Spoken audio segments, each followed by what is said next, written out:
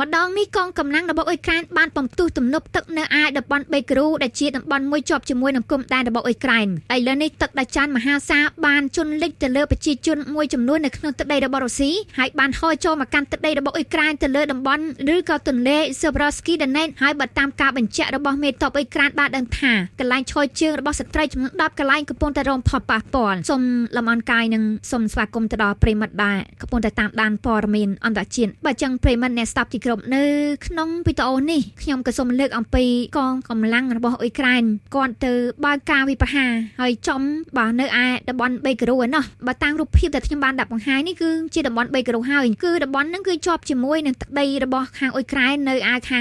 ងភាគបអ៊ីសានឯណោះជាប់ជាមួយនឹងទីក្រុងវ៉ូឆេនដែលជាទីក្រុងរបស់អ៊ុយក្រែននៅតាមព្រំដែនអញ្ចឹងកាលពីថ្ងៃទី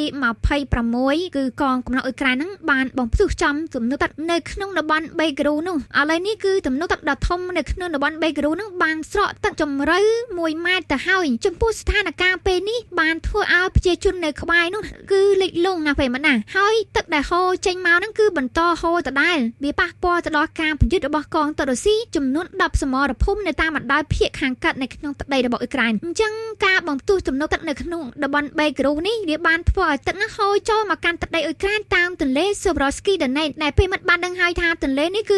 ជាផ្នែកមួយនៃទឹកដីរបស់អ៊ុយក្រែនតាំងពីតំបន់ដុនបាសរហូតទៅដល់តំបន់សាប៉ូរវីយ៉ាហើយវាជួនពេលដែលកងទ័ពរបស់រុស្ស៊ីហ្នឹងក៏កំពុងតែឈរជើងនៅលើតាមបណ្ដោយទន្លេនឹងថែមទៀតនៅពេលមិត្តណាអញ្ចឹងហើយបានជាមេបញ្ជាការរបស់កងកម្លាំងអ៊ុយក្រែនបានបញ្ជាក់ថាការដែលអ៊ុយក្រែនបំផ្ទុះបាទទំនប់ទឹកនៅក្នុងតំបន់បេក្រូនេះវាធ្វើឲ្យកងទ័ពរបស់រុស្ស៊ីហ្នឹងមានឧបសគ្គនៅក្នុងការប្រយុទ្ធមានឧបសគ្គនៃការប្រយុទ្ធអញ្ចឹងគឺមួយយ៉ាងដែរណាពេលមិត្តណាទៅបំផ្ទុះទំនប់ទឹកគេហូរទឹកចូលមកកាន់ទឹកដីខ្លួនឯងបង្អាក់សកម្មភាពកងទ័ពរបស់រុស្ស៊ីបាទនេះគឺជាយុទ្ធសាស្ត្រនៅក្នុងការប្រយុទ្ធដែរបញ្ជាក់សូមអានអត្ថបទនេះដូចតទៅចែកជូនទៅដល់ប្រិយមិត្តបើចឹងបើតាមប្រភពសារព័ត៌មាន RBC អ៊ុយក្រែនក៏បានចេញផ្សាយថាយន្តហោះគ្មានមនុស្សបើករបស់កងកម្លាំងអ៊ុយក្រែនបានបំផ្ទុះទំនប់ទឹកនៅឯតំបន់បេក្រូដោយធ្វើឲ្យកងទ័ពរបស់រុស្ស៊ីប្រឈមមុខនឹងហានិភ័យនៅពេលយប់យន្តហោះគ្មានមនុស្សបើករបស់កងកម្លាំងអ៊ុយក្រែនបានបើកការវាយប្រហារទៅលើទំនប់ទឹកបេក្រូដោយបំផ្លាញហេដ្ឋារចនាសម្ព័ន្ធនិងបណ្ដាលឲ្យមានការកើនឡើងយ៉ាងខ្លាំងនៃកម្រិតទឹកនៃទន្លេសេវរ៉ាស្គីដាណេតចឹងគឺបំផ្ទុះភ្លាមទឹកនឹងវាហូរចូលមកចោលនៅក្នុងទន្លេសេវរ៉ាស្គីដាណេតចូលមកកាន់ទឹកដីរបស់អ៊ុយក្រែននឹងឯងបើតាមប្រភពនៃស្រាក៏បានរាយការណ៍ថាជាលទ្ធផលឥឡូវនេះមើលឃើញថាទឹកចំនួនកំពុងតែជន់លិចអង្គភាពយោធារបស់រុស្ស៊ីបានឈរជើងនៅក្នុងផ្នែកវ៉ូឆេនបានរកឃើញថ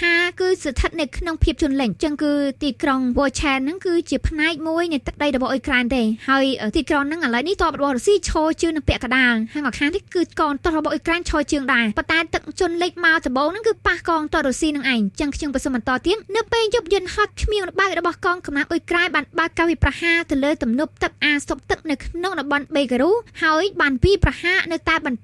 ពេញមួយយប់នៅពេលព្រឹកទំព័រទឹកបានធ្លាក់ចុះជាង1ម៉ែត្រទំនប់ទឹកនេះបានរងការខូចខាតយ៉ាងធ្ងន់ធ្ងរហើយចាប់ផ្ដើមបញ្ចេញលំហូរទឹកយ៉ាងខ្លាំងសម្រាប់អ្នកភូមិនៅក្បែរនោះមានឈ្មោះថាភូមិក្រាហ្វូកាដែលស្ថិតនៅក្រោមខ្សែទឹកបណ្ដោយទន្លេសេវរ៉ាស្គីដាណេតនិងលានដ្ឋាននៃទ័ពរបស់រុស្ស៊ីមួយចំនួនត្រូវបានជន់លិចអង្គភាពកងពលតូចទី128អង្គភាពកងពលតូចទី156 68និង146នៃកងទ័ពប្រដាប់អាវុធរបស់រុស្ស៊ីកំពុងតែប្រតិបត្តិការនៅលើខ្សែបន្ទាត់សមរភូមិវ៉ូឆេនត្រូវបានស្ថិតនៅក្នុងហានិភ័យនិងជន់លិចអាជ្ញាធរនៅក្នុងតំបន់បានបញ្ជាក់អំពីទឹកជំនន់នៅក្នុងតំបន់ចំនួន10ដូចជាស្រុកសេបេតគីណូហើយបានប្រកាសឲ្យប្រជាជនជំនះចេញជាបន្ទាន់អញ្ចឹងទៅតាមព័ត៌មានបឋមការធ្វើការវិប្រហារទៅលើទំនប់ទឹកនេះបានកាត់ផ្ដាច់នៃផ្នែកនៃកងកម្លាំងរុស្ស៊ីដែលបានផ្គប់ផ្គង់និងឆ្លងកាត់ដែលធ្វើឲ្យមានភាពស្មុគស្មាញទៅដល់ប្រតិបត្តិការរបស់ពួកគេអំឡុងពេលប្រយុទ្ធចឹងគឺឃ្លាកន្លែងនេះមានការបញ្ជាក់ថាទឹកចូលមកតំបន់ទឹកដីរបស់អ៊ុយក្រែននឹងមានប៉ះពាល់ទៅដល់កន្លែងឈរជើងកងទ័ពរុស្ស៊ីអញ្ចឹងចង់ទៅមុខក៏មិនកើតថយក្រោយក៏មិនកើតហើយសម្រាប់កងទ័ពដែលគ្រប់គ្រងអាវុធនិងសម្ភារៈសាស្បៀងអីហ្នឹងក៏មិនអាចមកយកទៅដល់កងទ័ពសមរភូមិជើងមុខថែមទៀតឥឡូវនេះគឺវីវនឹងកន្លែងនឹងតែម្ដងខ្ញុំក៏សូមបន្តទៀតយុទ្ធទៅតាមអគ្គសេនាធិការនៃកងកម្លាំងរបស់អ៊ុយក្រែនឥឡូវនេះកងទ័ពរបស់អ៊ុយក្រែនបានប្រមូលផ្ដុំគ្នានៅឯទីក្រុងផូស្កូតំបន់ម៉ាណូហូរ៉េតនៅផ្នែកមួយសមរភូមិអូឆេរី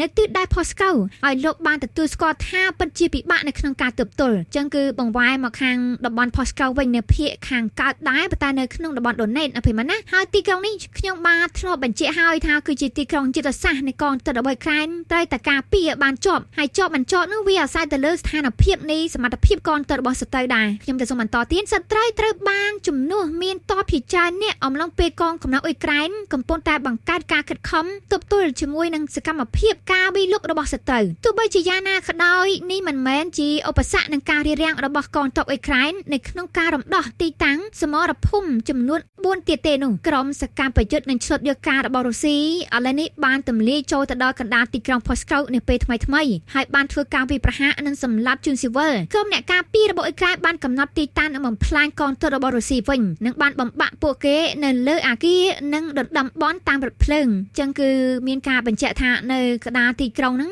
តើរបស់រុស្ស៊ីបានស្លាប់ច្រើនណាស់ពេលហ្នឹងណាចូលទៅហ្នឹងគឺចូលវាយបាទយកទីក្រុងហ្នឹងពិតមែនវាយទៅដល់កណ្ដាលទីក្រុងហ្នឹងប៉ុន្តែក៏ត្រូវបានកងទ័ពអ៊ុយក្រែនហ្នឹងវាយបកមកវិញគឺក៏ភ្លើងតកភើនៅកណ្ដាលទីក្រុងហ្នឹងឯងបើតាមការបញ្ជាក់គឺកងកម្លាំងរបស់រុស្ស៊ីព្យាយាមគ្រប់គ្រងស្ថានីយ៍រថភ្លើងជាច្រើននៅក្នុងទីក្រុងនោះគឺកាត់ផ្តាច់មិនឲ្យមានការបញ្ជូនជំនួយមកដល់កងទ័ពអ៊ុយក្រែនទេអញ្ចឹងខ្ញុំក៏សូមបន្តទៀតអគ្គសេនាធិការនៃកងកម្លាំងបានបញ្យល់ថាបប្រតិបត្តិការការពារបង្ផ្អែកយ៉ាងខ្លាំងនៅតែបន្តទិសដៅនេះទោះបីជាមានការខាត់បងយ៉ាងសម្បើមពីសំណាក់កងទ័ពរបស់សត្រូវយ៉ាងណាក៏ដោយក៏ពួកគេនៅតែព្យាយាមទម្លុះតំបន់ការពាររបស់អ៊ុយក្រែនអញ្ចឹងនេះគឺជាអត្ថបទមួយដែលតាក់ទងអំពីយុទ្ធសាស្ត្រនៃការប្រយុទ្ធដែរណាដើម្បីពន្យឺតនៅការអភិវឌ្ឍរបស់កងទ័ពសត្រូវអញ្ចឹងមានតែបំផ្ទុះទំនើបទឹកបង្ហូរឲ្យជនលិចតែម្ដងលិចនឹងមិនដឹងថាលិចអ្នកណាខ្លះទេឥឡូវនេះគឺប្រជាជនទាំងសងខាងគឺសិតតែបាទជំនះជាមិនតាន់ហើយវាប៉ះពាល់ទៅដល់ការប្រយុទ្ធរបស់កងទ័ពរុស្ស៊ីនៅតាមបណ្ដោយទន្លេស៊ូបរ៉ូស្គីដាណេតនឹងឯងនៅពេលមិត្តណាអញ្ចឹងក៏សូមបន្តព័ត៌មានផ្សេងទៀតជូនទៅដល់ពេលមិត្តផងដែរ